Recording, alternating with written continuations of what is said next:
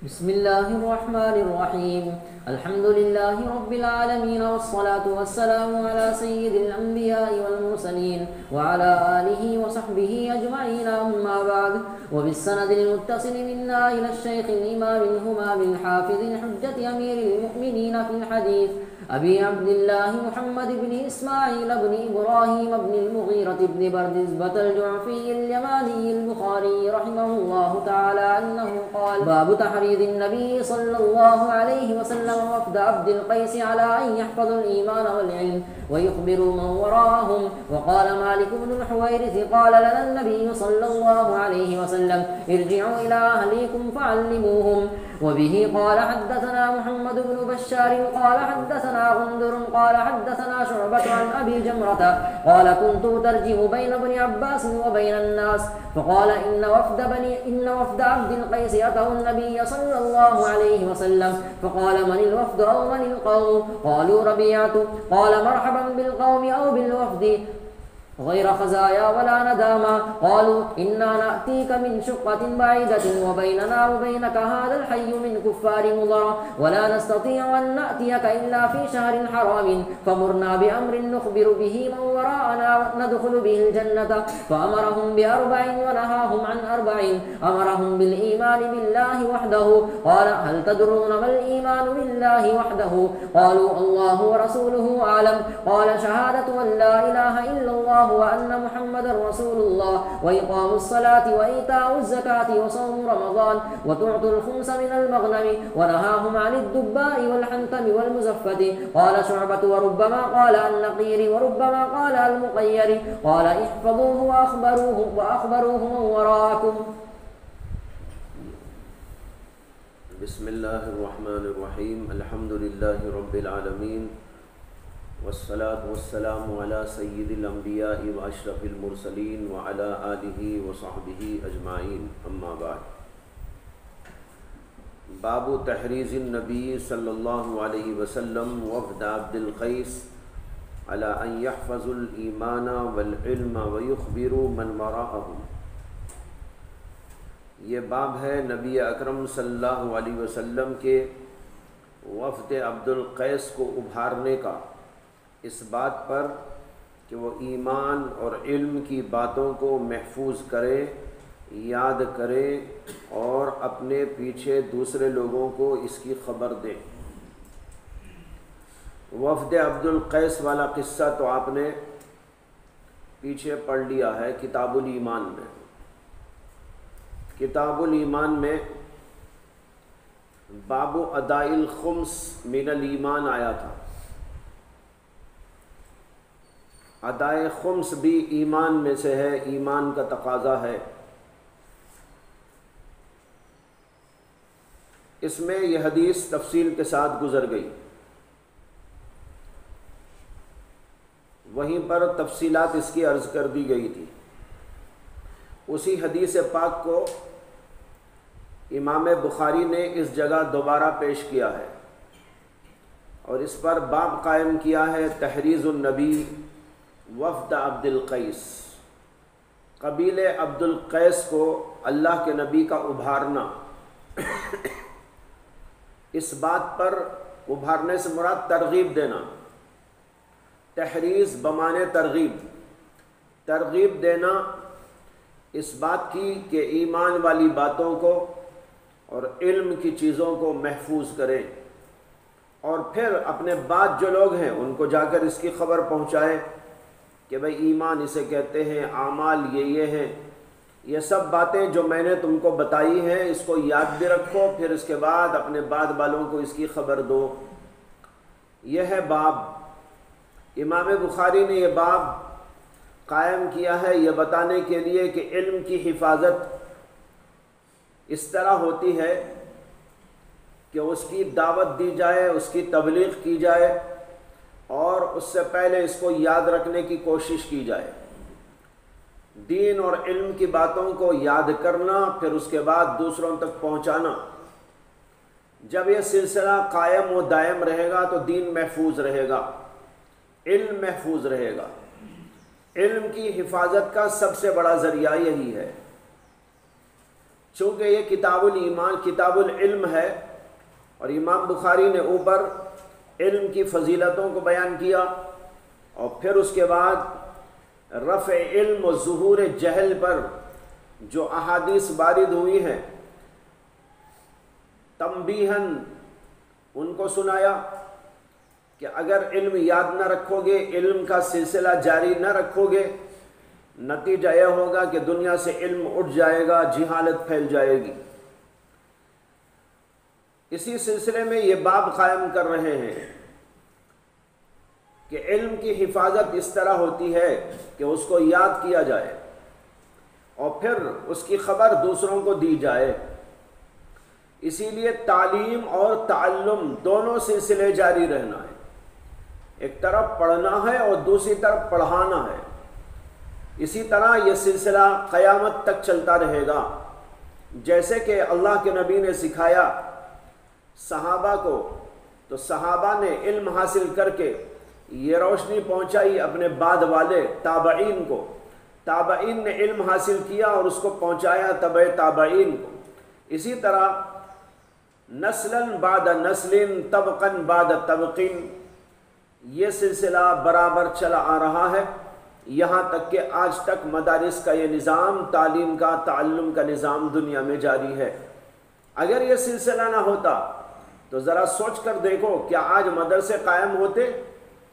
اگر صحابہ نے یہ علم دوسروں کو نہ پڑھایا ہوتا، نہ دیا ہوتا، یا یاد نہ رکھا ہوتا، اللہ کے نبی نے کیا کہا بس سنے اور غائب کر دیا، اور سنی کو انسنی کر دیا، تو پھر وہ دوسروں کو کیا بتاتے، اور پھر سلسلہ وہی منقطع ہو جاتا، اور آج تک اس طرح چلا نہ آتا۔ لیکن اس علم کو اللہ کو منظور تھا کہ قیامت تک کے لیے محفوظ کر دے۔ اللہ نے قرآن میں نازل کیا اِنَّا نَحْنُ نَزَّلْنَا الذِّكْرَ وَإِنَّا لَهُ لَحَافِظُونَ، ہم ہی نے اس ذکر کو یعنی علم کو نازل کیا ہے اور ہم ہی اس کی حفاظت کرنے والے ہیں۔ ذکر سے مراد قرآن اور حدیث یعنی علم جو اللہ کی طرف سے نازل کیا گیا وہ سب اس سے مراد ہے۔ اللہ نے اس کی حفاظت کا وعدہ اپنے اوپر لیا اور دنیا میں ایک سلسلہ قائم کر دیا۔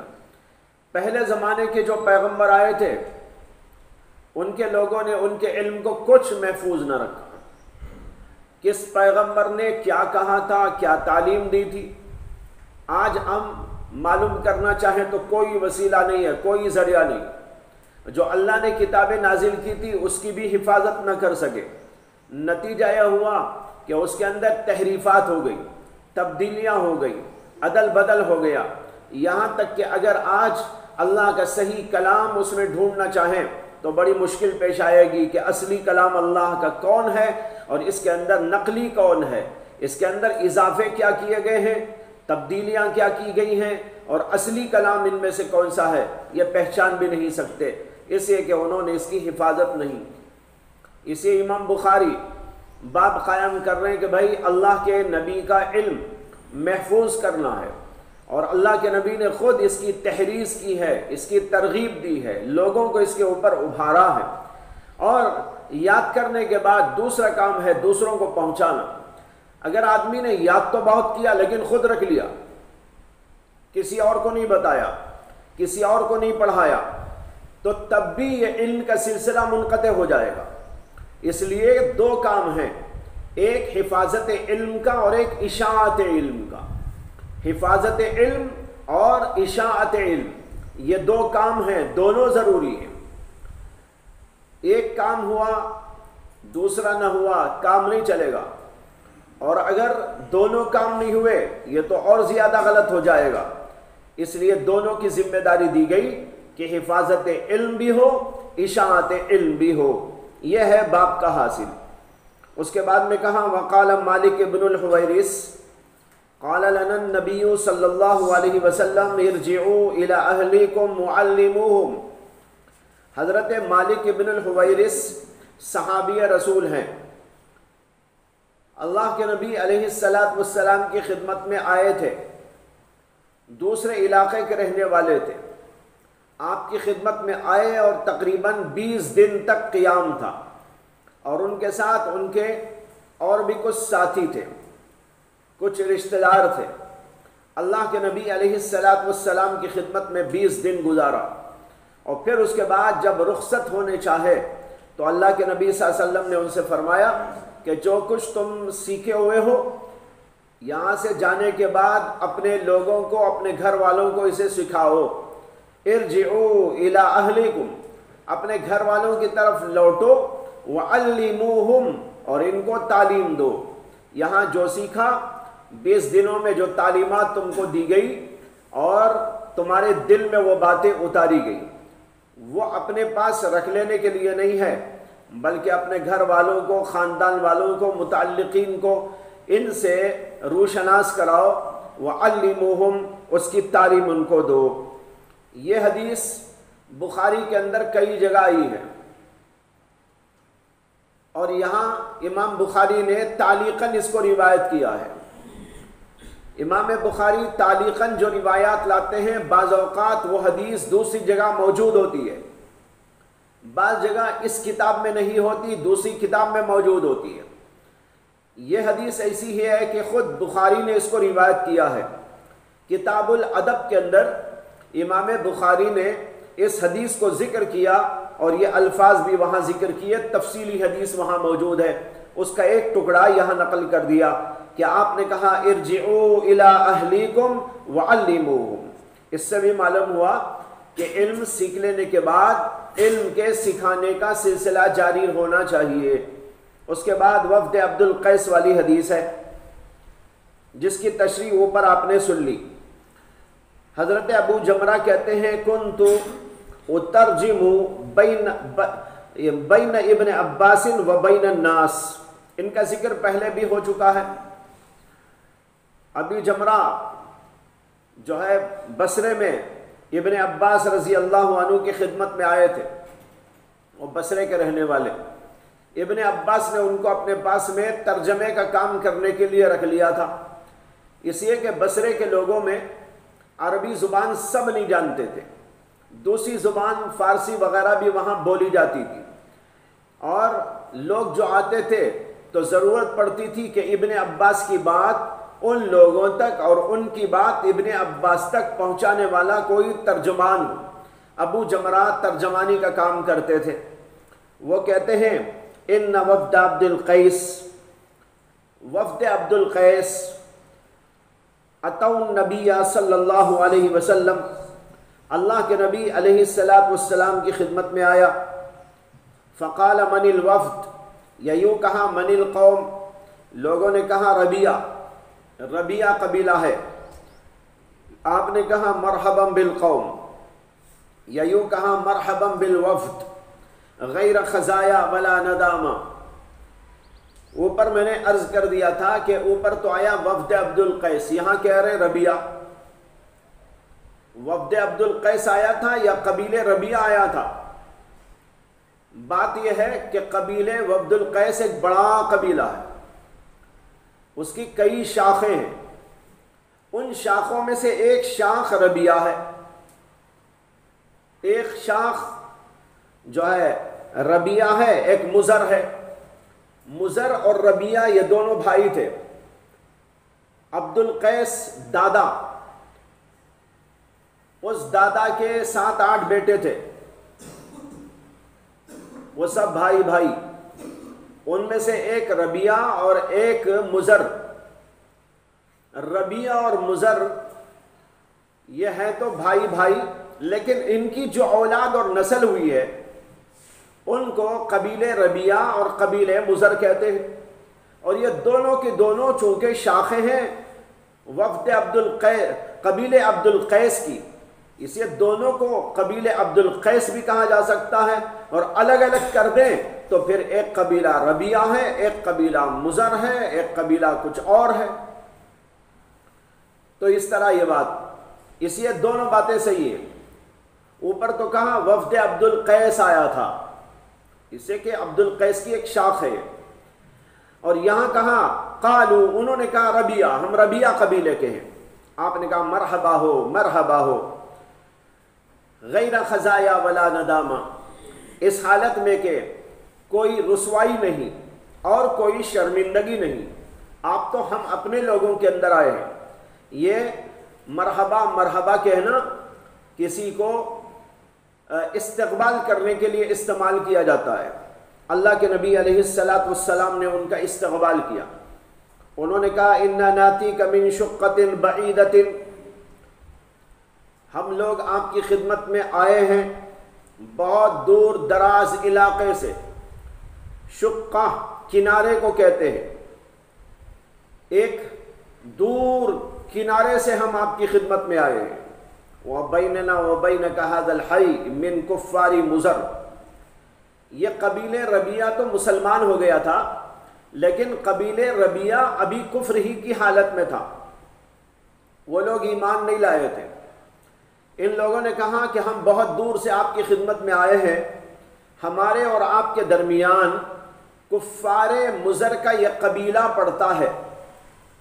کفار مزر کا یہ قبیلہ درمیان میں پڑتا ہے. ہم آپ کی خدمت میں آنا چاہیں تو بیچ میں ان کی بستی آتی ہے. وَلَا نَسْتَطِيعُ أَن نَّأْتِيَكَ، اور ہم آپ کی خدمت میں نہیں آ سکتے مگر اشہر حرم میں، جب جنگ بندی ہو جاتی ہے. 4 مہینوں میں لوگ جنگ نہیں کرتے تھے، باقی سال بھر جنگ ہی جنگ چلتی رہتی تھی. ادھر جنگ ادھر جنگ، اس جگہ پر جنگ، کسی 2 قبیلوں میں جنگ، 3 قبیلوں میں جنگ، ہر جگہ پر جنگ کا ماحول رہتا تھا، کہیں امن نہیں تھا. یہ اسلام کی برکت ہے کہ دنیا کے اندر امن قائم ہو گیا. تو انہوں نے کہا ہم آپ کی خدمت میں آ نہیں سکتے، اس لیے کہ آئیں گے تو یہ قبیلہ بیچ میں ہمیں مارے گا اور ہم ان سے لڑائی میں مشغول ہونا پڑے گا، اس لیے ہم آپ کی خدمت میں نہیں آ سکتے مگر اشہر حرام، یعنی ان مہینوں میں جن میں لوگ جنگ نہیں کرتے. 4 مہینوں کی تعظیم کی وجہ سے اس کے اندر جنگ روک دی جاتی تھی. انہوں نے کہا اشہر حرم ہی میں ہم آپ کی خدمت میں آ سکتے ہیں. فَمُرْنَا بِأَمْرٍ نُخْبِرُ بِهِ مَنْ وَرَاءَنَا، بس آپ ہمیں حکم دیں ایک ایسی بات کا کہ ہم اس کو اپنے بعد والوں کو جا کر بتائیں. مراد اس سے قبیلے کے اور لوگ، یہ تو ایک وفد تھا. میں نے پہلے عرض کیا تھا بعض لوگ کہتے ہیں کہ 13 آدمی تھے، بعض لوگ کہتے ہیں کہ 14 آدمی تھے، بعضوں نے کم بعضوں نے کچھ زیادہ بتایا ہے. تو یہ قبیلہ اپنے قبیلے کے لوگوں کی طرف سے بطور وفد آیا تھا. اس لیے انہوں نے کہا کہ ہم ان لوگوں کو جو ہمارے پیچھے ہیں یعنی قبیلے کے اور لوگ، ان کو جا کر ہم اس کی خبر دیں، ایسی بات آپ ہم کو بتا دیجئے. اوپر جو حدیث گزری تھی اس کے اندر یہ لفظ آیا تھا فَمُرْنَا بِأَمْرٍ فَصْلٍ، آپ ہمیں ایک مفصل بات بتا دیجئے یا قول فیصل آپ ہم کو بتا دیجئے کہ ہم اس کو لے جا کر دوسروں کو بتا سکے. نَدْخُلُ بِهِ الْجَنَّةِ، اور ہم اس پر عمل کر کے جنت میں داخل ہو جائیں. کہتے ہیں فَأَمَرَهُمْ بِأَرْبَعٍ وَنَهَاهُمْ عَنْ أَرْبَعٍ، اللہ کے نبی نے انہیں 4 باتوں کا حکم دیا اور 4 باتوں سے منع کیا. امرهم بالایمان باللہ وحدہ، ایک تو ایمان اللہ وحدہ لا شریک پر لانے کا ان کو حکم دیا، اور کہا هل تدرون ما الایمان باللہ وحدہ، کیا آپ لوگوں کو معلوم ہے اللہ وحدہ لا شریک پر ایمان کا کیا معنی؟ انہوں نے کہا اللہ ورسولہ عالم، اللہ اور اللہ کا رسول بہتر جانتا ہے. تو آپ نے کہا شہادت ان لا الہ الا اللہ وان محمد رسول اللہ واقام الصلاۃ وایتاء الزکاۃ وصوم رمضان وتؤت الخمس من المغنم. یہ حضور نے ایمان کی تشریح کی. آپ نے کہا ایمان یہ ہے کہ اس بات کی شہادت کہ اللہ کے سوا کوئی معبود نہیں اور محمد اللہ کے رسول ہیں، اور نماز قائم کرنا، زکوٰۃ ادا کرنا، رمضان کے روزے رکھنا، اور غنیمت کے مال میں سے 5واں حصہ دینا، یعنی بیت المال کو دینا. یہ آپ نے 4 باتیں فرمائی. اس کی تفصیلی گفتگو تو اوپر ہو گئی، 4 فرمائی کہ 5 فرمائی. اس میں ہے شہادت ان لا الہ الا اللہ، وَأَنَّ مُحَمَّدَ رَسُولُ اللَّہ ایک، اقام الصلاۃ دو، ایتاء زکوٰۃ چار، صوم رمضان، ایتاء زکوٰۃ تین، صوم رمضان چار، توت الخمس من المغنم یہ پانچ۔ اوپر راوی کہتا ہے اللہ کے نبی نے 4 باتوں کا حکم دیا، 4 باتوں سے منع کیا۔ 4 باتوں کا جو حکم دیا اس کو یہاں ذکر کر رہے ہیں کہ ان 4 باتوں کا حکم دیا، لیکن یہ تو 5 ہیں۔ بولا ہے اوپر 4، گنتی میں آ رہے ہیں 5۔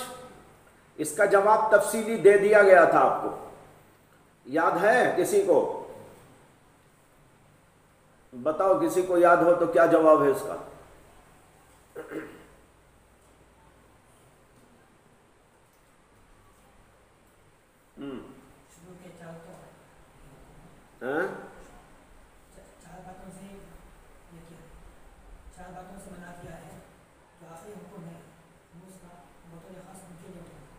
کھڑے ہو جاؤ، سننے نہیں آ رہا۔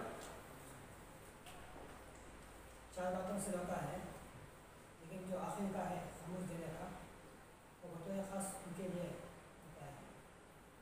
ایک جواب یہ ہے، یعنی راوی نے پہلے تو کہا 4 باتیں، وہ 4 باتیں تو ہو گئی، اور جو توت الخمس من المغنم یہ 5ویں بات مزید ہے، یہی نہ بول رہے ہیں آپ؟ تو ایک جواب علماء نے یہ دیا ہے کہ 4 باتیں فرمائی، وہ 4 باتیں گنانے کے بعد اور ایک بات جو حضور نے فرمائی وہ بھی بتایا۔ کبھی ایسا ہوتا بھائی 4 باتیں سنو، اس کے بعد اور ایک سنو، وہ اور ایک بیان کر دی۔ ایک جواب تو اس کا یہ دیا گیا ہے۔ دوسرا جواب یہ ہے کہ اس میں اصل مقصود تو اقام صلاح، ایتاء زکوٰۃ، صوم رمضان، ادائے خمس، یہ 4 باتیں ہی مقصود ہیں۔ اور اس سے پہلے جو ایمان کا ذکر کیا اللہ کے نبی نے بطور توطیع کلام و تمہید کلام ہے، اس لیے کہ یہ جو لوگ آئے تھے سب مسلمان تھے، ان کو ایمان کی دعوت دینا کوئی ضروری نہیں تھا، یہ تو سب مسلمان تھے جو آئے تھے، وہ اللہ کو پہچانتے تھے، رسول کو پہچانتے تھے، اسی لیے تو انہوں نے کہا اللہ و رسولہ عالم، یہ کہنے والے تو مسلمان ہی ہو سکتے ہیں۔ تو اس میں جو شروع میں ایمان کا تذکرہ ہے وہ بطور تمہید ہے، وہ مقصود نہیں ہے، اس کو نکال دو اور باقی 4 بچے۔ تو اس طرح یہ 4 ہو گئے۔ تو ایک جواب وہ ہے، ایک جواب یہ ہے۔ اس کے بعد میں ہے وَنَهَاهُمْ عَنِ الدُّبَّاءِ وَالْحَنْتَمِ وَالْمُزَفَّةِ، اور آپ نے 4 باتوں سے منع کیا، یعنی 4 چیزوں سے منع کیا، ایک دبا سے، ایک حنتم سے، ایک مزفت سے۔ شعبہ کہتے ہیں کبھی کبھی ہمارے استاد نے یوں کہا النقیر، اور کبھی کہا المقیر، ان کو منع کیا اللہ کے رسول نے۔ یہ سارے برتنوں کے نام ہیں جن کے اندر شراب بنائی یا شراب رکھی یا شراب پی جاتی تھی۔ شراب رکھنے کے برتن تھے، بنانے کے برتن تھے، پینے کے برتن تھے، اور ان کے مختلف نام بھی رکھ دیے گئے تھے، لیکن چونکہ وہ آج تو ہے نہیں، اس لیے اس کی شکل صورت یہ تو بتانا مشکل ہے، تو مختلف انداز کے برتن ہوتے تھے۔ دبا کے بارے میں یہ کہتے ہیں کہ یہ کدو سے بنایا ہوا برتن تھا۔ کدو جو ہوتا نا، گول کدو، میٹھا کدو جسے کہتے ہیں، اس کو بیچ میں سے کھرچ کر سکھا دیں تو وہ برتن ہو گیا، ایک وہ پیالہ تھا۔ اسی طرح کوئی لکڑی کا برتن تھا حنتم، اور مزفت اسی کے اوپر جو ہے کچھ رنگ دے دیتے تھے، پیلا سا رنگ ہوتا تھا۔ تو اس طرح مختلف قسم کے برتن تھے یہ۔ اللہ کے نبی سے انہوں نے سوال کیا تھا کہ یہ برتن ہمارے گھروں میں موجود ہیں، اسے کہ گھر گھر میں موجود ہوتے تھے، سارے لوگ شرابی، گھر گھر شراب پی جاتی تھی، بچہ بچہ شراب پیتا تھا، بلکہ بچہ پیدا ہونے کے بعد جیسے یہاں پر شہد چٹاتے ہیں، وہاں پر اس کی گھٹی میں ڈالنے کے لیے شراب ڈالتے تھے، شراب اس کی گھٹی میں ڈالی جاتی تھی۔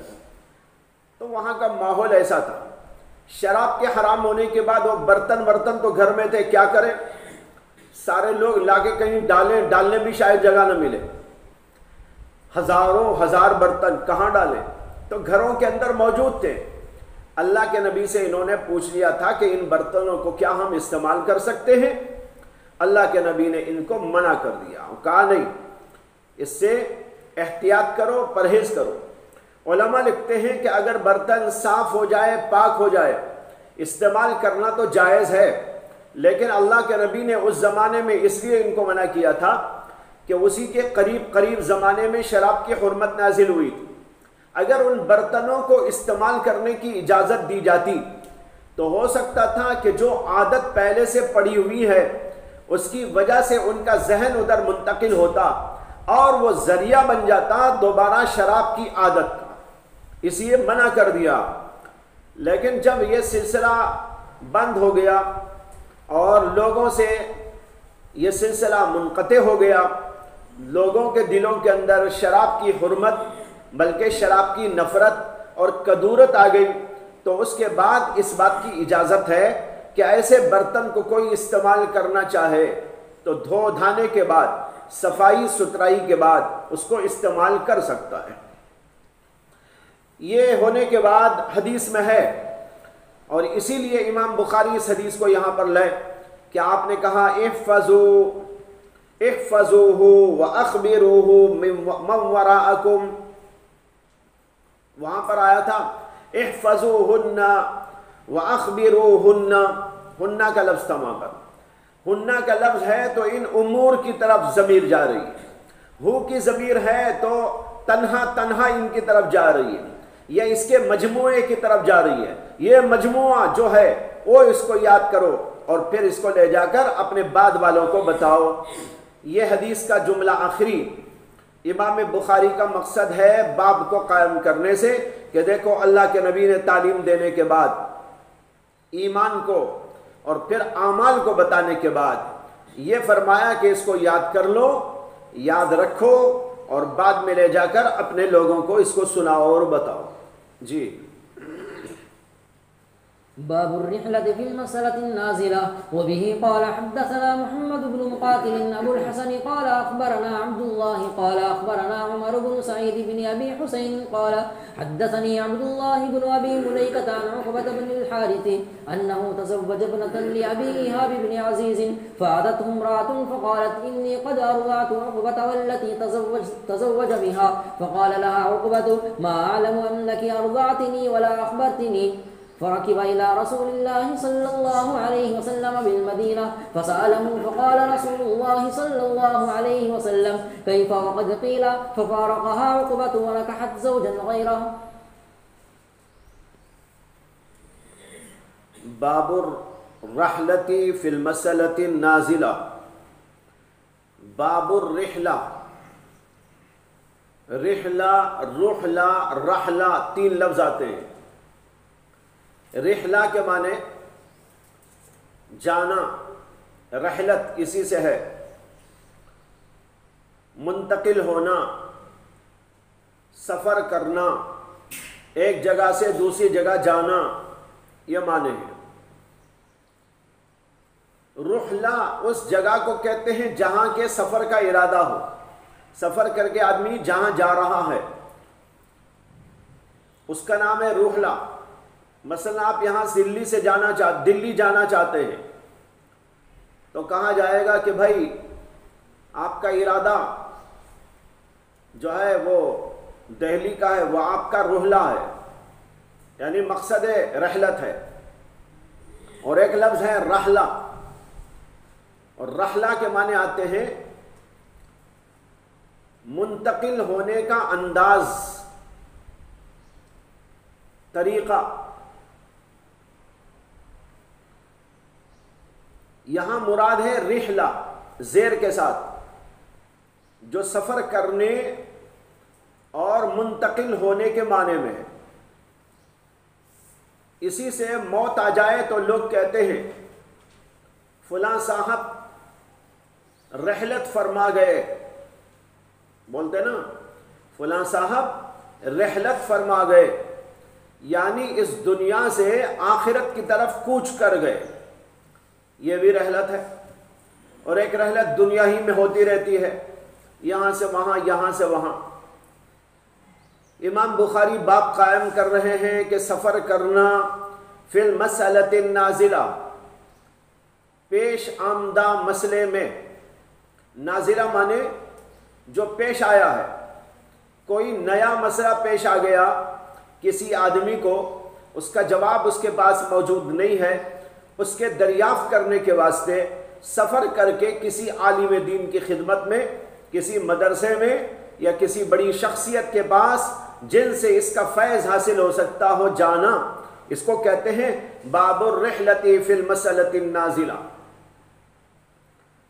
امام بخاری کا مقصد یہ ہے کہ اگر کوئی مسئلہ درپیش ہو جائے اور اس کا جواب اپنے پاس موجود نہ ہو تو آدمی کو چاہیے کہ سفر کرے اور جہاں ایسا عالم موجود ہو جو اس کا جواب دے سکتا ہو، اس کی خدمت میں جائے اور مسئلہ معلوم کرے۔ سوال پیدا ہوتا ہے کہ امام بخاری نے تو رحلت کا باب اوپر بھی قائم کر دیا تھا، باب الخروج فی طلب العلم، طلب علم کے لیے اپنے گھر سے نکلنا،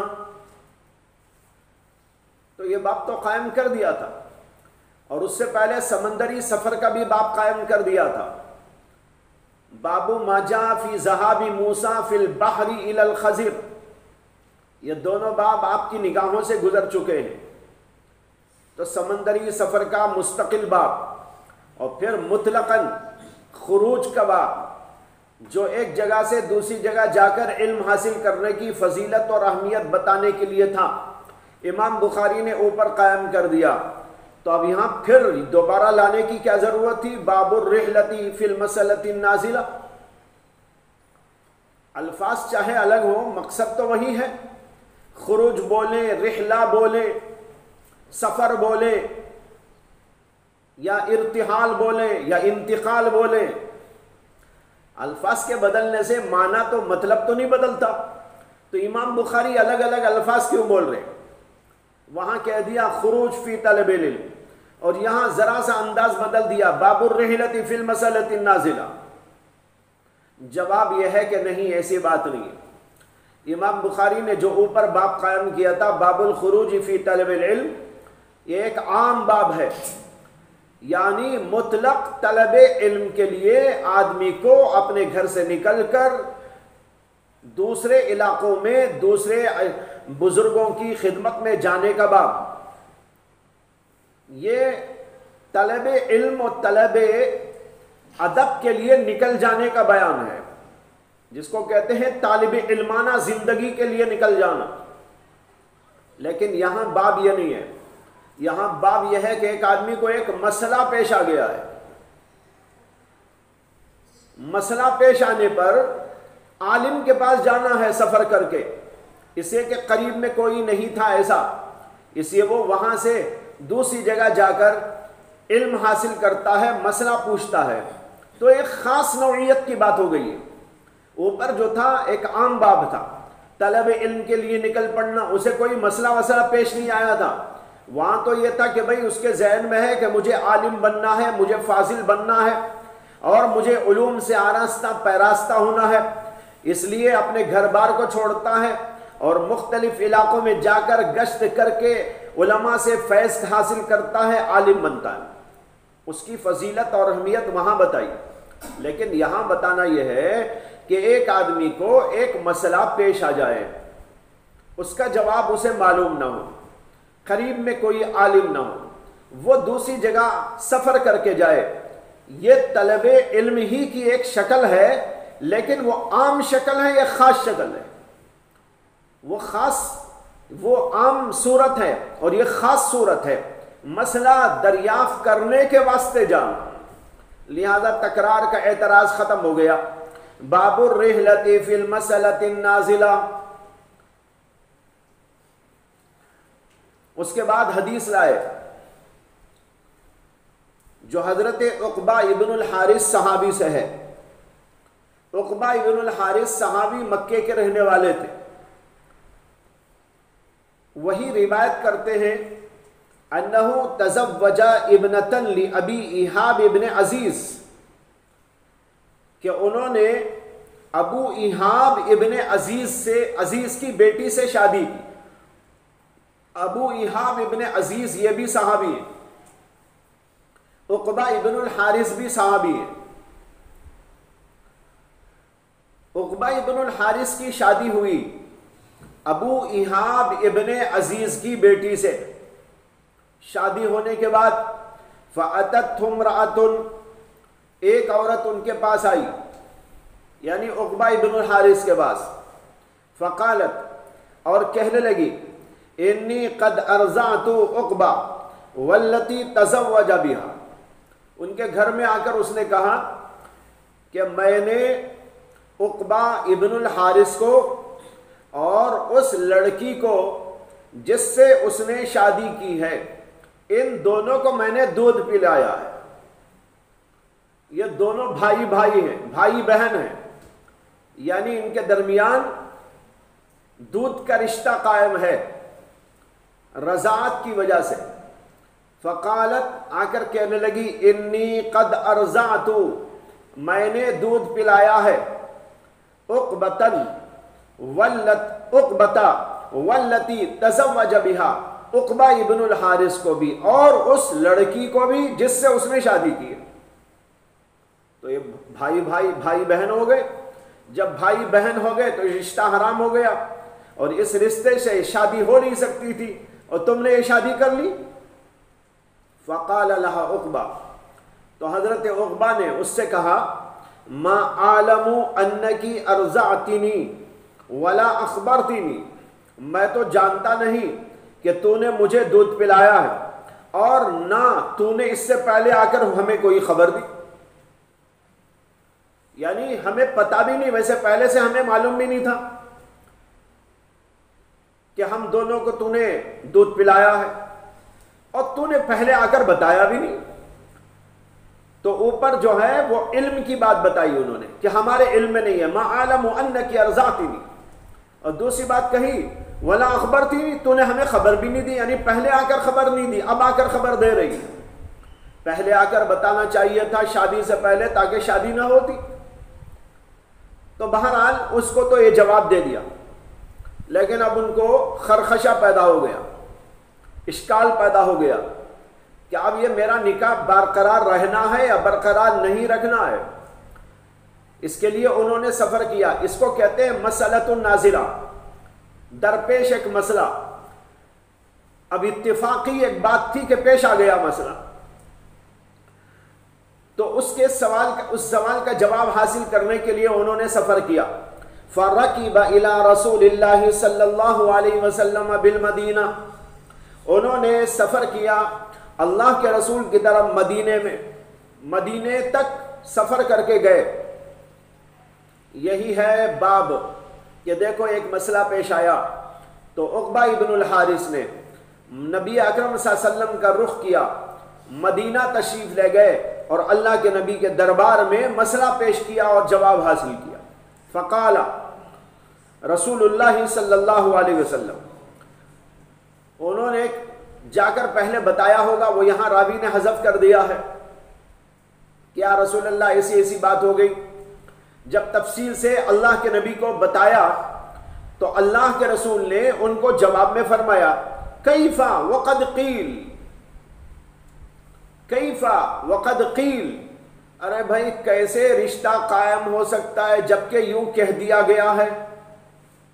कैफ़ा माने कैसा, यानी कैसा हो सकता है कि रिश्ता बाकी रहे, कैसे हो सकता है कि तुम मियाँ बीवी बनकर रहो। वक़द क़ीला, हालांकि ये बात कह दी गई है, यानी तुम्हारे इल्म में ला ली गई है और तुमको बताया गया है। एक औरत ने बताया कि तुम दोनों को उसने दूध पिलाया, जब ये बात तुम्हारे सामने आ गई तो अब तुम्हारा रिश्ता कैसे बाकी रखते हो। कहते हैं फ़फ़ारक़हा उक़बा, तो हज़रत उक़बा ने उस औरत को अपने से जुदा कर दिया, यानी तलाक दे दी। वनकहत ज़ौजन गैरहा, और उस औरत ने दूसरे शौहर से शादी कर ली। यह है छोटा सा किस्सा। کہ شادی ہوئی، ایک عورت نے آ کر یہ خبر دی، اللہ کے رسول سے انہوں نے سوال کیا، اللہ کے رسول نے ان کو جواب میں یوں کہا کیف وقد قیلا، اس پر انہوں نے اپنی بیوی کو جدا کر دیا، یعنی طلاق دے کر اس کو بھیج دیا اور اس نے دوسری شادی کر دی۔ یہ تو ہو گیا حاصل باب کا کہ جب بھی کوئی مسئلہ پیش آئے تو آدمی کو علم حاصل کرنے کے لیے سفر کرنا پڑے تو سفر بھی کرے۔ پہلے بھی ہوا ہے، اب بھی کبھی ہو جاتا ہے۔ ایک زمانہ تھا کہ علماء ہر جگہ دستیاب نہیں ہوتے تھے، دور دور سفر کر کے لوگ جاتے تھے مسائل کی تحقیق کے لیے، اور اب بھی بعض علاقوں میں ایسی صورت بن جاتی ہے، گاؤں میں، دیہاتوں میں، کئی آج بھی ایسے آپ کو دیہات ملیں گے، علاقے ملیں گے کہ دور دور تک وہاں علماء کا نام و نشان نہیں، اور جو علماء کے نام سے وہاں کام کرتے ہیں وہ اصل میں علماء نہیں ہوتے، علماء نما ہوتے ہیں، یعنی وہ پڑھے لکھے نہیں ہوتے۔ کوئی صرف حافظ ہوتا ہے، کوئی 1-2 سال پڑھنے کے بعد چھوڑ دیتا ہے اور جا کر امامت کرنے لگتا ہے، حضرت جی بن جاتا ہے۔ اب وہاں سارے لوگ اسے اپنے علاقے کا حضرت جی مان لیتے ہیں، اب وہ مسئلے تو بتا نہیں سکتا بیچارہ۔ اب یہاں وہ اگر دیانت دار ہے، سچا ہے، تو لوگوں سے کہہ دے گا کہ بھائی یہ مسئلہ میں تو نہیں بتا سکتا، فلاں عالم کے پاس میں جا کے پوچھ لو۔ لیکن اگر ڈھونگی ہے تو کہہ دے گا کہ بھائی کیا مسئلہ ہے، پھر کچھ سوچ وچار کرنے کے بعد الٹا سیدھا جواب دے دے گا۔ جیسے کہتے ہیں کہ ایک صاحب اسی طرح تھے، تو انہوں نے ایک گر سیکھ رکھا تھا، جو بھی آدمی آ کر مسئلہ معلوم کرتا تو وہ کہتے کہ اس میں اختلاف ہے۔ جو بھی آدمی آتا اور کوئی مسئلہ پوچھتا، مسئلہ تو ان کو معلوم نہیں، تو کہتے کہ اس میں اختلاف ہے۔ کیا اختلاف ہے؟ تو کہتے کچھ کہتے ہیں جائز ہے، کچھ کہتے ہیں ناجائز ہے، کچھ کہتے ہیں کر سکتے ہیں، کچھ کہتے ہیں کہ نہیں کرتے۔ اب یہی کہہ کر زندگی ٹلاتے رہے بیچارے۔ تو بھائی ایسے سے کام تھوڑا ہی چلے گا۔ تو ایسی صورتوں میں وہاں کے لوگوں کو چاہیے کہ علماء کی طرف رجوع کریں۔ یہ تو ہو گیا باب، لیکن اب حدیث میں ایک مسئلہ پیدا ہو گیا ہے، وہ سمجھنا ہے کہ اگر کسی جگہ پر ایسی صورت پیش آئی کہ نکاح ہوا اور ایک عورت نے آ کر یہ بتایا کہ یہ دونوں رضائی بھائی بہن ہیں، تو کیا اس بات پر وہ نکاح توڑ دینا چاہیے اور نکاح قائم نہیں رہے گا؟ یہاں مسئلے میں اختلاف ہے ائمہ کے درمیان کہ رضاعت کی گواہی کے لیے کتنی مقدار ہے، نصاب شہادت رضاعت کے سلسلے میں کتنا ہے؟ امام احمد بن حنبل، امام اوزائی، امام اسحاق بن راہوے، یہ حضرات یہ کہتے ہیں کہ ایک عورت کی گواہی کافی ہے۔ تنے تنہا ایک عورت آ کر بتاتی ہے کہ یہ دونوں رضائی بھائی بہن ہیں، میں جانتی ہوں، یا میں نے دودھ پلایا ہے، تو اس کی گواہی معتبر ہے اور اس کی بات پر نکاح ٹوٹ جائے گا۔ امام مالک رحمت اللہ علیہ فرماتے ہیں کہ نصاب شہادت 2 مرد ہیں،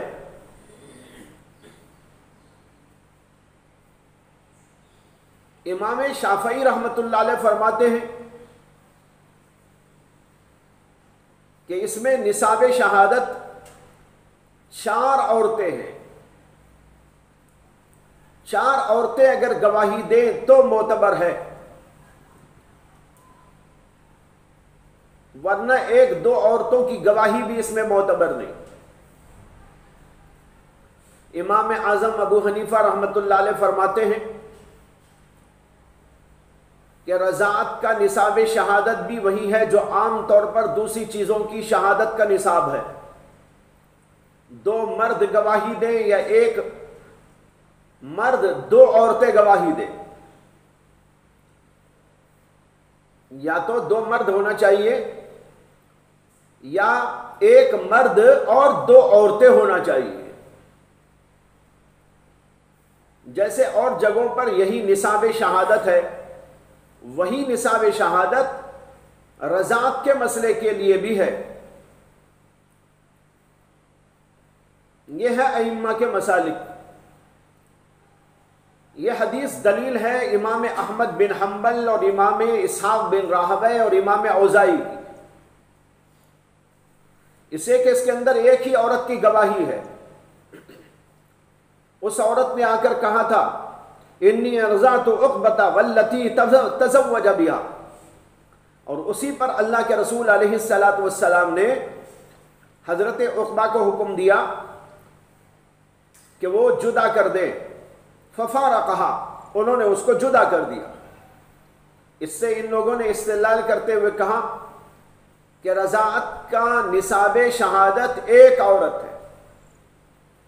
لیکن یہ حدیث جمہور کے خلاف ہے. امام مالک بھی شرط لگاتے ہیں دو مردوں کی، امام شافعی تو شرط لگاتے ہیں 4 عورتوں کی، امام ابو حنیفہ رحمۃ اللہ علیہ کہتے ہیں 2 مرد ہوں یا ایک مرد 2 عورتیں ہوں. ان تینوں بزرگوں کے قول کے مطابق یہ حدیث ان کے اوپر فٹ نہیں ہوتی. یہ سارے حضرات اس کے جواب کے اندر کہتے ہیں کہ یہ مسئلہ جو اللہ کے نبی علیہ السلام کی خدمت میں پیش کیا گیا اور اللہ کے نبی نے جواب ارشاد فرمایا، یہ بطور تقوی و طہارت و تنزہ کے ارشاد فرمایا ہے.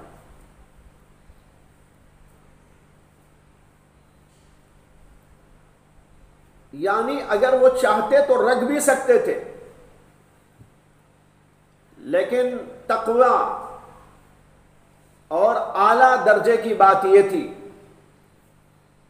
کہ وہ اس کو جدا کر دے. اسے جب شک سا ہے تو شک سے بچنا افضل ہوتا ہے. اب یہاں شک تو بہرحال پیدا ہو گیا. نصاب شہادت نہ ہونے کی وجہ سے، گواہی مکمل نہ ہونے کی وجہ سے حکم تو نہیں تھا کہ وہ اس عورت کو چھوڑ دیں، لیکن احتیاط کے طور پر، تقوی کے طور پر اللہ کے رسول علیہ السلام نے ان کو حکم دیا اور کہا کیف وقد قیل. یہ تینوں ائمہ کی تفسیر ہے اس حدیث کے بارے میں، امام مالک کی بھی، امام شافعی کی بھی اور امام اعظم ابو حنیفہ کی بھی. اور یہ حضرات کہتے ہیں کہ اس کی دلیل کہ اللہ کے رسول علیہ السلام نے بطور تقوی و طہارت کے حکم دیا، اس کی دلیل یہ ہے کہ اللہ کے رسول نے یہاں کہا کیف وقد قیل. اگر آپ نے اسے ناجائز سمجھا ہوتا تو صاف الفاظ میں کہتے کہ وہ عورت تمہارے لیے جائز نہیں، لیکن اس کے بجائے اللہ کے رسول کہہ رہے ہیں بھائی کیسے رکھ سکتے ہو جبکہ کہہ دیا گیا ہے، اب تمہارے دل کو اطمینان کیسے رہے گا. یہ الفاظ بتا رہے ہیں کہ اللہ کے رسول نے یہ حکم صادر نہیں فرمایا تھا، بلکہ بطور مشورہ، تنزہ اور تقوی کی بات ارشاد فرمائی. دوسری بات یہ ہے کہ اگر یہ اللہ کے رسول علیہ السلام نے بطور حکم فرمایا ہوتا تو پہلے آپ اس عورت کو بلا کر گواہی لیتے. اس سے کہ مجلس قضا تو قائم ہی نہیں ہوئی. مجلس قضا میں جب مسئلہ پیش آتا ہے گواہ کو بلایا جاتا ہے، اس سے گواہی طلب کی جاتی ہے، اور جب وہ گواہی دے تو اس کے مطابق فیصلہ کیا جاتا ہے. اب یہاں تو کچھ بھی نہیں ہوا. حضرت عقبہ بن الحارث حضور کے پاس میں آئے اور پوچھا، اللہ کے رسول نے ان کو ایک جواب دیا. اگر یہ بطور قضا فیصلہ ہوتا اللہ کے نبی علیہ السلام کا تو پھر اللہ کے نبی مجلس قضا میں اس عورت کو طلب کر کے پھر اس کے بعد میں فیصلہ فرماتے. معلوم ہوا کہ یہ بطور فیصلہ اور حکم اللہ کے نبی نے نہیں فرمایا تھا، بلکہ بطور تقوی و طہارت ان کو یہ فرمایا کہ بھائی جدا کر دو، اس لیے کہ یہ مسئلہ تو ایک دن کا 2 دن کا نہیں ہے، زندگی بھر کا مسئلہ ہے۔ اب دل کے اندر خرخشہ رہے، دل کے اندر شبہات رہے تو پھر بیوی کے ساتھ میں زندگی انبساط اور انشراح کے ساتھ میں کیسے کر سکے گا؟ اس لیے آپ نے کہا کیف وقد قیلا، ارے کیسے رکھ سکتے ہو تم، جبکہ کہہ دیا گیا ہے تو تمہارے دل کو کیا اطمینان رہے گا؟ اس لیے جدا کر دو، اور اس کے بعد میں انہوں نے جدا کر دیا تھا۔ یہ ہے جمہور علماء کا کہنا۔ چلیے آگے۔ باب التناوب في العلم وبه قال حدثنا أبو اليمان قال أخبرنا شعيب عن الزهري قال وقال ابن وهب أخبرنا يونس عن ابن شهاب عن عبيد الله بن عبد الله بن أبي ثور عن عبد الله بن عباس عن عمر رضي الله تعالى عنهم قال كنت أنا وجار لي من الأنصار في بني أمية بن زيد وهي من عوالي المدينة وكنا نتناوب النزول على رسول الله صلى الله عليه وسلم ينزل يوما وأنزل يوما فإذا نزلت جئته بخبر ذلك اليوم من الوحي وغيره وإذا نزل فعل مثل ذلك فنزل صاحب الأنصاري يوم نوبته فضرب بابي ضربا شديدا فقال أثم هو ففزعت فخرجت إليه فقال قد حدث أمر عظيم فدخلت على حفصة فإذا هي تبكي فقلت أطلقكن رسول الله صلى الله عليه وسلم قالت لا أدري ثم دخلت على النبي صلى الله عليه وسلم فقلت وأنا قائم أطلقت نساءك قال لا فقلت الله أكبر۔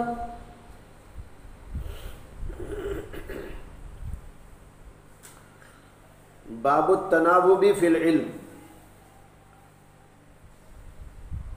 تناوب کہتے ہیں باری باری کسی کام کو انجام دینا، علم کے سلسلے میں باری مقرر کر لینا باب ہے۔ باب التناوب فی العلم یعنی نوبت بنوبت علم حاصل کرنا۔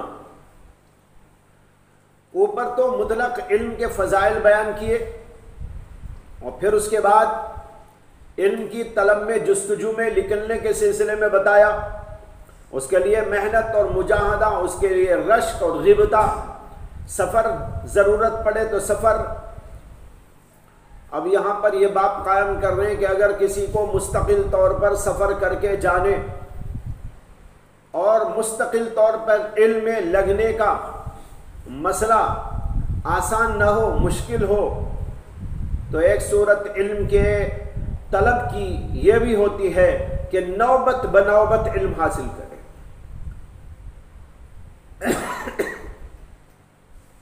یعنی کبھی جائے کبھی نہ جائے، موقع ہو جائے تو جا کر علم حاصل کرے، موقع نہ ہو اپنے کاروبار میں رہے، یا کسی کو ساتھی بنا لے، ایک دن وہ جائے ایک دن وہ جائے، ایک دن جو جائے وہ جو کچھ سمجھے اور سیکھے وہ اپنے ساتھی کو بتا دیا کرے، اور دوسرا ساتھی جب جائے تو وہ جو کچھ سیکھے وہ اپنے اس ساتھی کو بتا دیا کرے۔ اس طریقے پر علم کے سلسلے میں جستجو کا ایک طریقہ ہے نوبت بنوبت علم حاصل کرنا۔ اس کے لیے باب قائم کیا، باب التناوب فی العلم۔ تو گویا امام بخاری یہ بتا رہے کہ لوگوں کی 2 قسمیں ہیں، ایک وہ لوگ جو مستقل طور پر علم کے سلسلے میں اپنے آپ کو لگا سکتے ہیں، جیسے کہ مثلا آپ لوگ لگائے ہوئے ہیں، آپ کو اللہ نے موقع دیا، آپ کی عمر کے لحاظ سے بھی اور آپ کی مصروفیات کے لحاظ سے بھی اللہ تعالیٰ نے آپ کو موقع دے دیا کہ مستقل طور پر علم کے لیے اپنے آپ کو لگا دے۔ لیکن ہر آدمی تو ایسا نہیں کر سکتا۔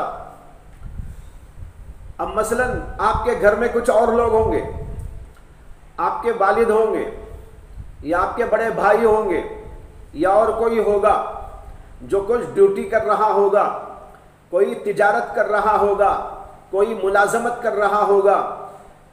اب ایسے لوگ اپنا وہ سارا کاروبار چھوڑ کر آپ کی طرح یہاں پر آ کر رہ جائیں ناممکن ہے، لیکن علم تو ان پر بھی ضروری ہے۔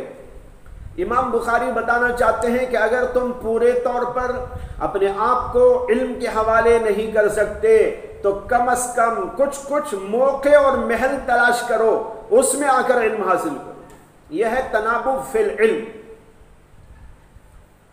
اور اسی تنابب فی العلم میں تبلیغی جماعت کا طریقہ بھی داخل ہے۔ تبلیغی جماعت جو شروع کی گئی وہ ایسے ہی لوگوں کے لیے ہے، وہ علماء کے لیے نہیں شروع کی گئی تھی کہ علماء اس میں جائیں۔ ہاں، علماء تربیت کرنے جائیں، تعلیم دینے جائیں اس میں، اس لیے کہ وہ تو تعلیم حاصل کر چکے ہیں، لیکن اصل میں مقصود تھا ان لوگوں کو علم کے راستے پہ لانا، عمل کے راستے پہ لانا، جو عوام کا طبقہ ہے اور وہ علم حاصل کرنے کے لیے وقت نہیں پاتا۔ تو حضرت مولانا شاہ محمد الیاس صاحب کانلوی نور اللہ مرقدہ نے اللہ کی طرف سے ایک غیبی اشارہ پا کر یہ سلسلہ جاری فرمایا کہ بھائی 40 دن نکالو،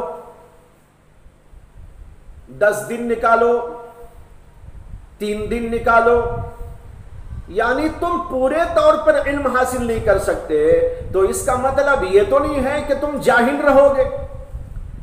میرا کاروبار ہے، میں علم حاصل نہیں کر سکتا، میرا فلاں مسئلہ ہے، کھیتی کا مسئلہ، میں علم حاصل نہیں کر سکتا، یہ کہہ کر علم سے دور اور دین سے دور کوئی رہ نہیں سکتا۔ تو انہوں نے ایک شکل نکالی، ایک آسان شکل کہ بھئی چلہ نکال دو، 40 دن نکال دو، یا کبھی 10 دن نکال دو، کبھی 3 دن نکال دو۔ اس سے تم علم کے راستے پہ پڑھو گے اور تمہیں کچھ نہ کچھ تو اتنا علم آنا شروع ہو جائے گا جس سے کہ تمہاری اس دنیا کے اندر تم دین کے مطابق اپنی زندگی قائم کر سکو گے۔ یہ مقصد تھا حضرت مولانا کا۔ امام بخاری اسی پر باب قائم کر رہے ہیں، باب التنابب فی العلم۔ یہ دلیل میں تبلیغی جماعت والوں کے لیے فراہم کر رہا ہوں، سمجھ میں آیا؟ تبلیغی جماعت والوں کے لیے دلیل فراہم کر رہا ہوں بخاری شریف سے کہ دیکھو یہ حضرت مولانا نے جو کیا ہے وہ یہاں سے ثابت ہو رہا ہے۔ اور لوگ مجھے کہتے ہیں کہ میں تبلیغی جماعت کا مخالف ہوں، مجھے کہتے ہیں کہ میں تبلیغی جماعت کا مخالف ہوں، جبکہ میں ان کے لیے دلیلیں فراہم کرتا ہوں، پہلے بھی کیا ہے اب بھی کرتا رہتا ہوں۔ تو بھائی تبلیغی جماعت کی دلیل یہاں مل گئی آپ کو۔ کیا ہے دلیل؟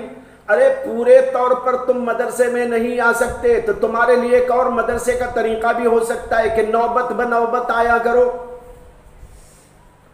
کبھی نکال دو 40 دن، کبھی نکال دو 10 دن، کبھی نکال دو 3 دن، کبھی کچھ کبھی کچھ، اپنے مواقع کے مطابق اپنی مصروفیات کے پیش نظر جب تم ایسا موقع نکال سکتے ہو تو نکال کر علم دین حاصل کرو۔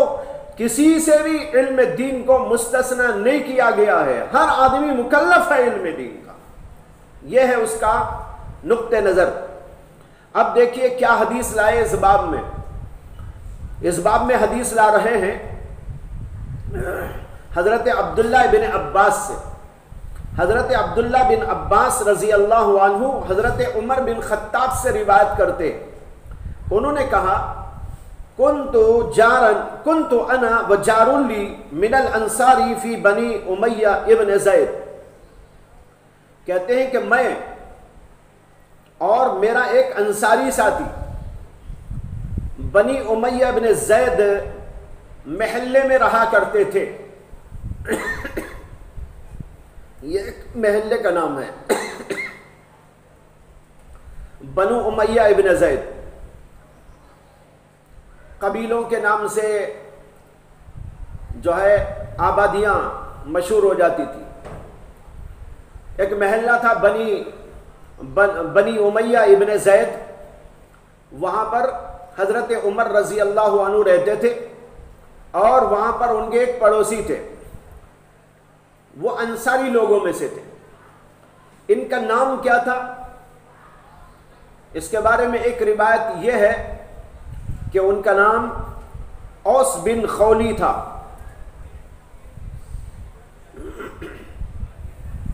بعض لوگوں نے کہا کہ اتبان بن مالک اس سے مراد ہے۔ اتبان بن مالک کو اللہ کے رسول علیہ السلام نے حضرت عمر کو دے دیا تھا جب مکۃ المکرمہ سے آئے تھے. مواخات کا ایک سلسلہ چلا تھا، یعنی بھائی چارگی. اللہ کے رسول علیہ السلام نے مکے کو چھوڑ کر مدینہ آنے والے صحابہ کرام کو مدینے کے انصاری صحابیوں کے حوالے کر دیا تھا.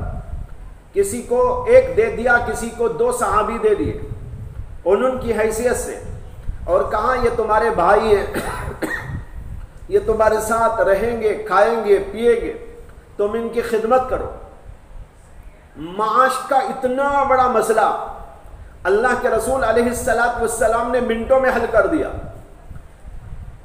جتنے صحابہ مکے کو چھوڑ کر مدینہ آئے تھے ان کے لیے نہ وہاں پر رہائش کا انتظام تھا، نہ کھانے کا کوئی بندوبست تھا، نہ ان کی کمائی کے کوئی ذرائع تھے، نہ ان کی کوئی دکان تھی، نہ ان کے لیے کوئی کھیتی باڑی تھی.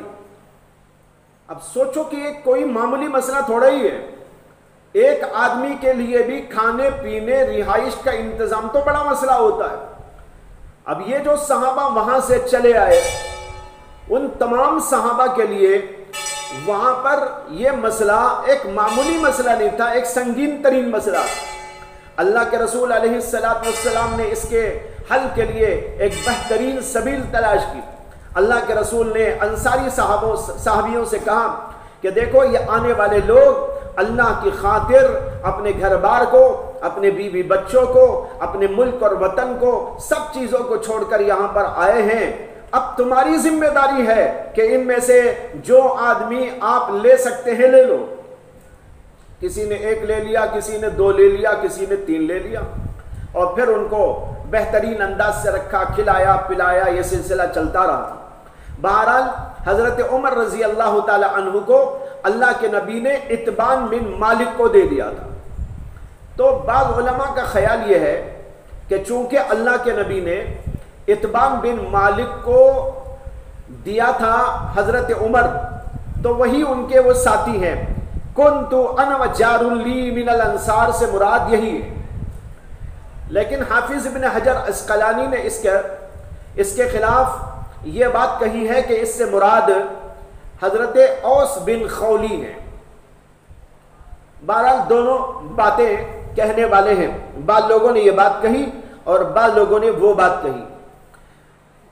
اس کے بعد میں ہے وہی من اوالی المدینہ، اور یہ اوالی مدینے میں سے تھا، یعنی جو آبادی تھی بنو امیہ ابن زید محلہ، یہ محلہ اوالی مدینے میں سے تھا. مدینے کے 2 حصے، ایک نچلا ایک اوپری،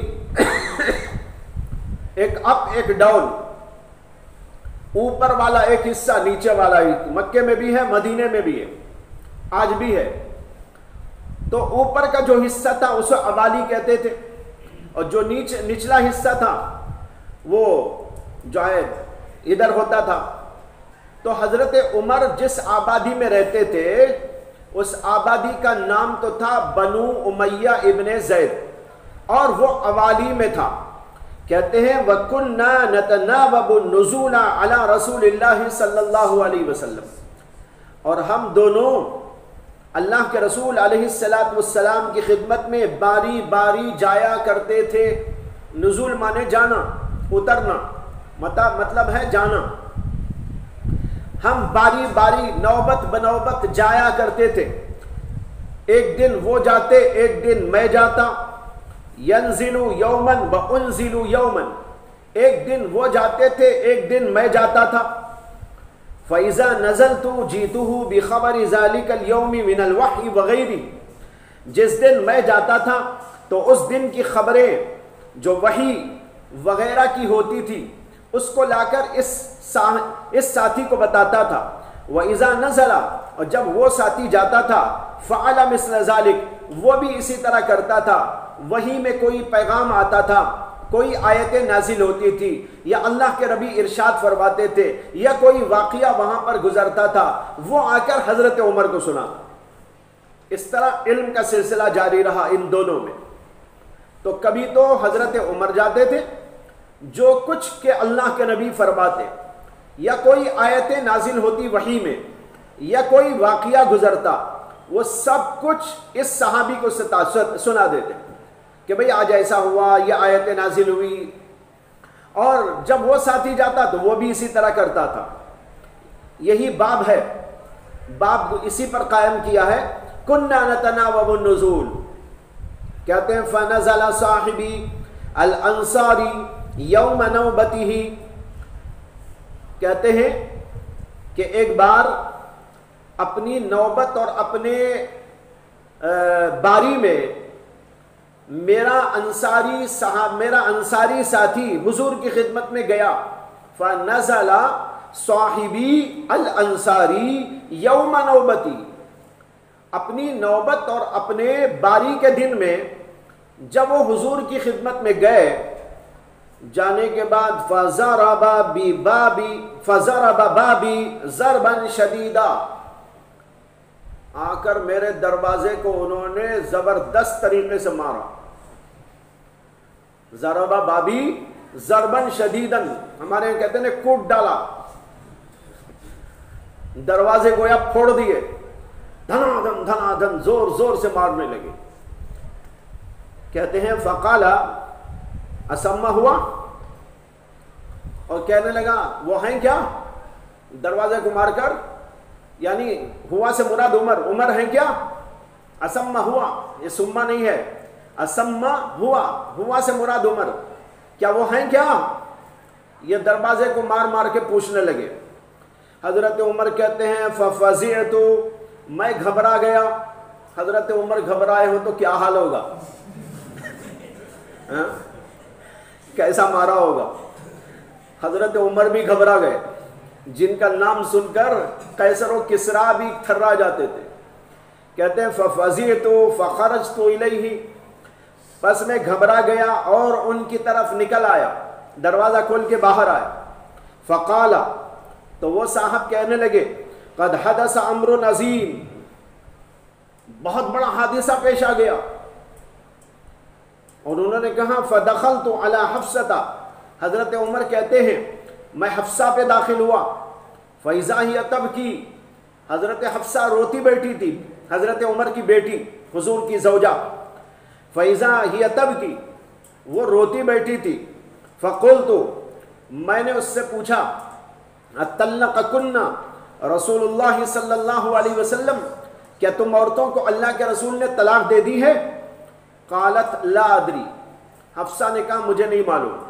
ثم دخلت علی النبی صلی اللہ علیہ وسلم فقلت وانا قائم، پس میں اللہ کے نبی صلی اللہ علیہ وسلم کی خدمت میں گیا اور میں نے کہا اس حالت میں کہ میں کھڑا ہوا تھا، کھڑے کھڑے کہنے لگا اطلقت نساءک، اے اللہ کے رسول کیا آپ نے اپنی بیویوں کو طلاق دے دی؟ آپ نے کہا لا۔ فقلت اللہ اکبر، میں نے کہا اللہ اکبر۔ یہ ہے حدیث۔ اس حدیث کا جو اوپر والا حصہ آپ نے سن لیا، پڑھ لیا، وہ تو واضح ہے کہ حضرت عمر بھی اور ان کے ایک ساتھی جو ان کے پڑوسی بھی تھے، ان دونوں کے درمیان میں باری باری مقرر ہو گئی تھی کہ ایک دن تم حضور کے پاس میں جانا، میں کام کاج میں رہوں گا، ایک دن میں جاؤں گا، تم اپنا کام کاج کر لینا، اور جو کچھ کہ وہاں باتیں سنو اور دیکھو وہ سب کا سب ایک دوسرے کو سنا دیا کریں۔ یہ سلسلہ چلتا رہا۔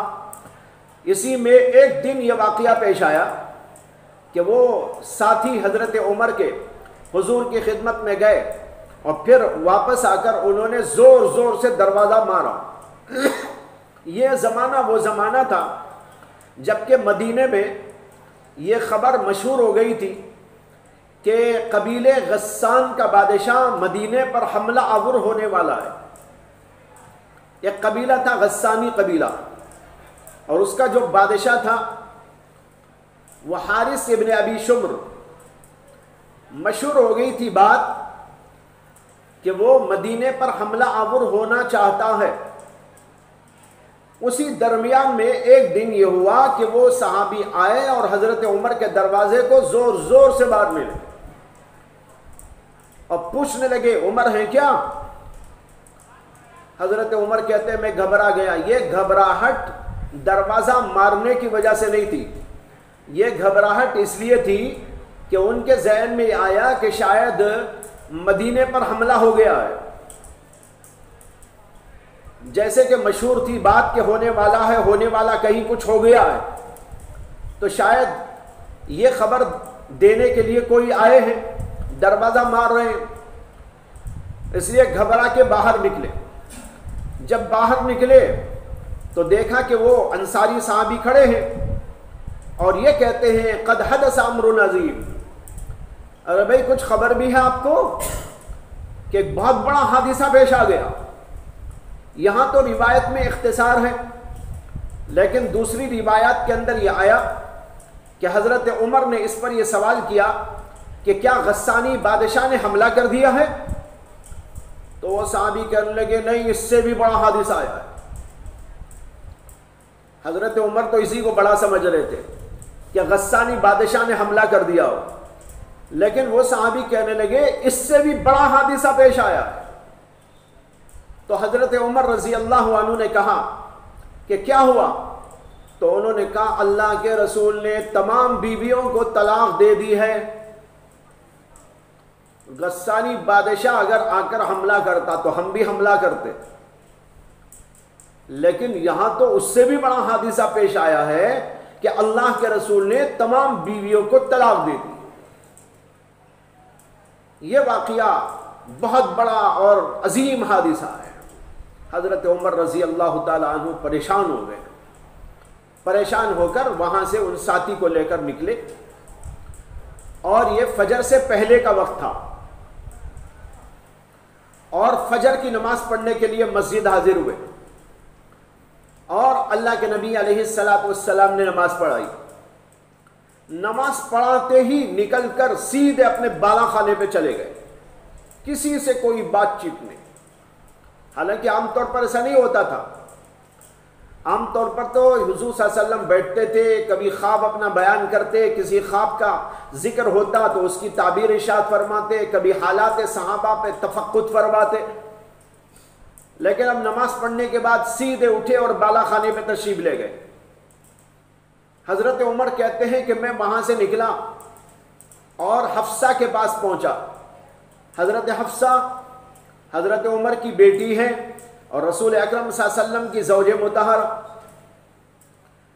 حضرت حفصہ کے پاس پہنچ کر ان سے سوال کیا کہ اطلقکن رسول اللہ صلی اللہ علیہ وسلم، کیا رسول اللہ صلی اللہ علیہ وسلم نے تم عورتوں کو طلاق دے دی ہے؟ وہ اس وقت روتی ہوئی بیٹھی تھی۔ بہرحال حادثہ تو پیش آیا تھا کچھ۔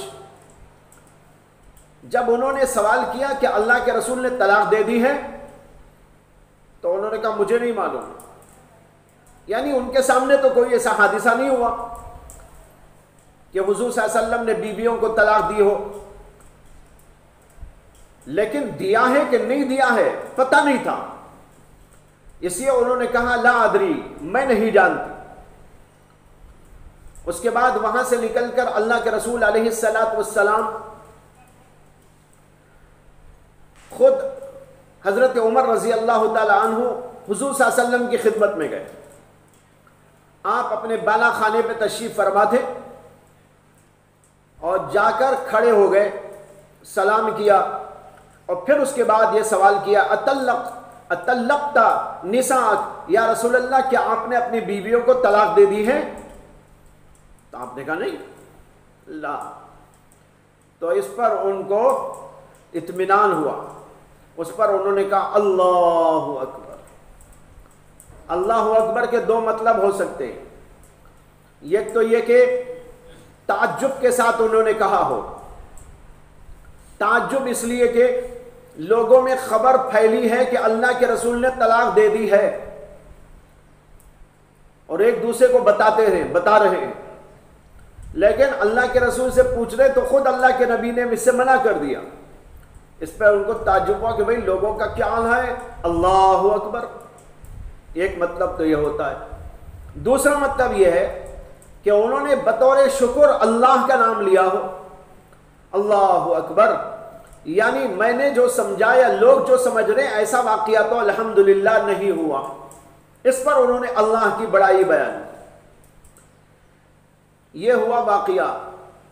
اصل بات یہ ہوئی تھی کہ ازواج مطہرات نے رسول اکرم صلی اللہ علیہ وسلم سے اپنے حقوق کا نفقے کا مطالبہ کیا تھا. نفقے کے مطالبے میں اللہ کے رسول صلی اللہ علیہ وسلم کے سامنے جب انہوں نے کچھ لب کشائی کی، اور پہلے بھی ایسے واقعات کچھ ہوئے تھے،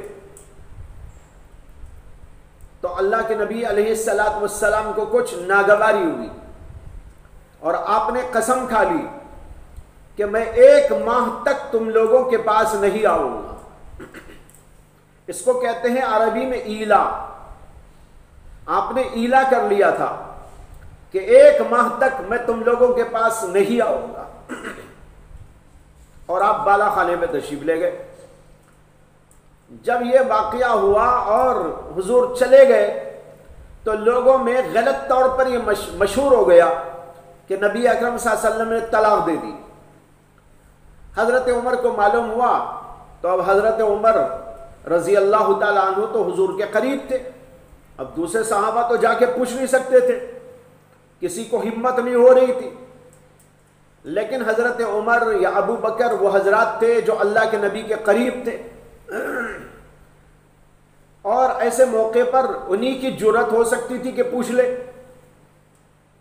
روایتوں میں آتا ہے کہ مجلس ہوتی تھی، تمام صحابہ بیٹھے ہوتے تھے، سوائے ابو بکر اور عمر کے کسی کو ہمت نہ ہوتی تھی کہ سوال کرے. یہ دونوں حضرات ذرا بے تکلفی سے پوچھ لیا کرتے تھے.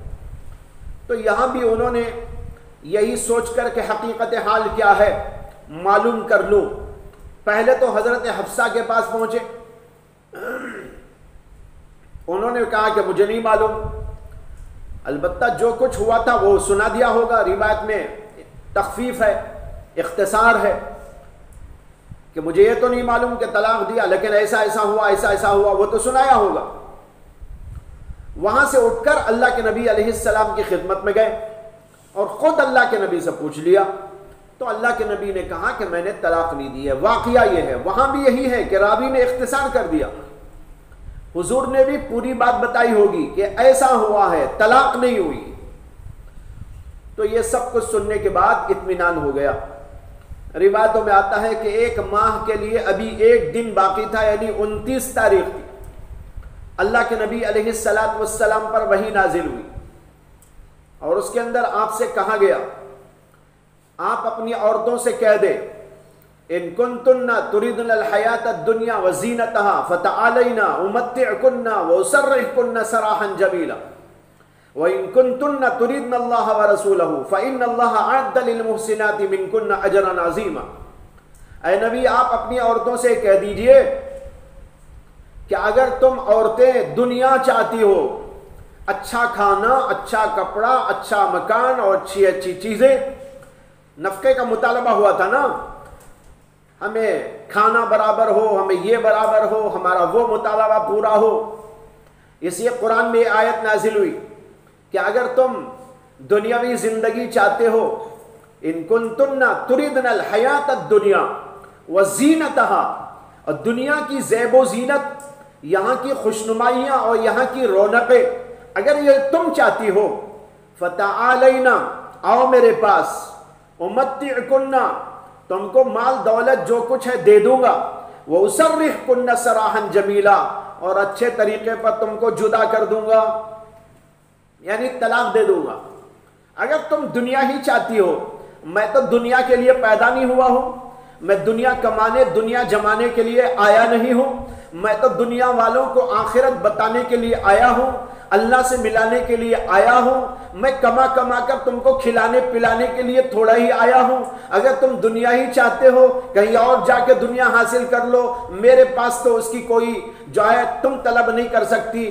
البتہ اب شادی ہو گئی ہے تو تمہارے لیے جو کچھ کہ میرے سے بن پڑا دے کر تم کو جدا کر دوں. وَإِن كُنتُنَّ تُرِدْنَ اللَّهَ وَرَسُولَهُ، اور اگر تم اللہ کو چاہتی ہو، اللہ کے رسول کو چاہتی ہو، دار آخرت کو چاہتی ہو، تو پھر یہ یقین رکھو کہ تمہیں دنیا نہیں ملے گی، آخرت ملے گی. دنیا تو ویسے ہی ضرورت کے طور پر زندگی گزارنے کے لیے، وہ تو تم کو ملے گا، باقی دنیا کی زیب و زینت، دنیا کی راحت، دنیا کی آسائش یہ تم کو نہیں ملے گی، وہ اللہ نے آخرت کے لیے رکھا۔ اعد اللہ للمحسنات منکن اجرا عظیما، اللہ نے اچھائی کرنے والوں کے لیے تو اجر عظیم رکھا ہے، اس پر یقین رکھو۔ روایتوں میں آتا ہے کہ اللہ کے نبی صلی اللہ علیہ وسلم پر جب یہ وحی نازل ہوئی تو آپ تشریف لائے، 29 تاریخ تھی۔ ازواج مطہرات کے پاس جب پہنچے تو آپ نے کہا، ان لوگوں نے کہا کہ یا رسول اللہ آپ نے قسم کھائی تھی کہ 1 ماہ نہیں آئیں گے، ابھی تو 1 ماہ پورا نہیں ہوا، 1 دن باقی ہے۔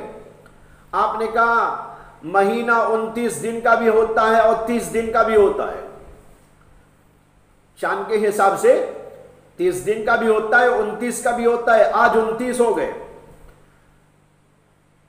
ایک تو یہ بات فرمائی۔